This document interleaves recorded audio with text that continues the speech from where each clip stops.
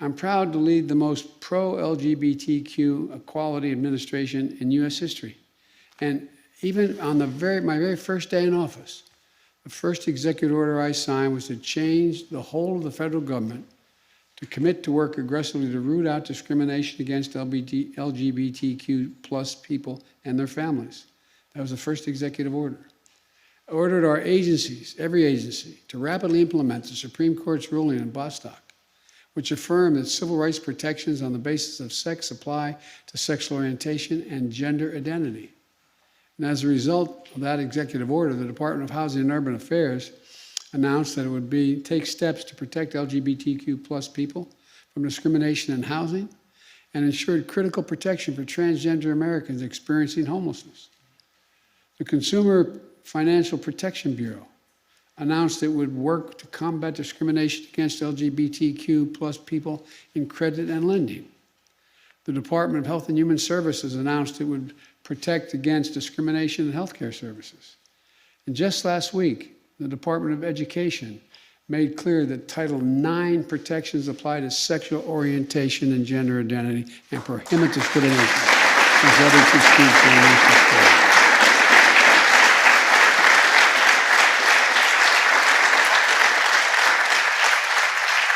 And a moment ago, I signed an executive order to advance diversity, equality, and inclusion and accessibility across the entire federal workforce. The order directs the entire federal government to eliminate barriers so people from every background and walk of life have an equal opportunity to serve our nation, including LGBTQ plus folks and all employees in underserved communities. Look, I also was proud to rescind the discriminatory and un-American ban on openly transgender service members.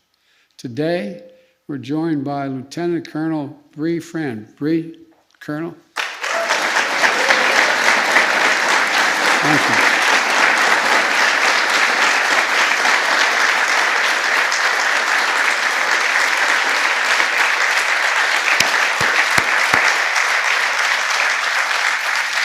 One of the highest ranking openly transgender service members in the United States military. Lieutenant Colonel Friend, thank you for your service to our nation. We owe you. Thank you. And everyone who has served, everyone deserves absolute high quality of health care.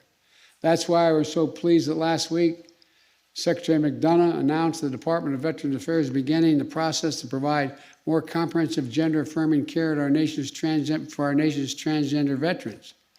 We're also making equality the centerpiece of our diplomacy around the world. We believe LGBTQ plus rights are human rights. In February, I signed a presidential memorandum establishing that it's the policy of the United States to pursue an end to violence and discrimination on the basis of sexual orientation or gender identity. This month, pride flags are flying, as some of my friends in the Obama-Biden administration who are openly gay, they are flying in more than over 130 U.S. embassies around the world.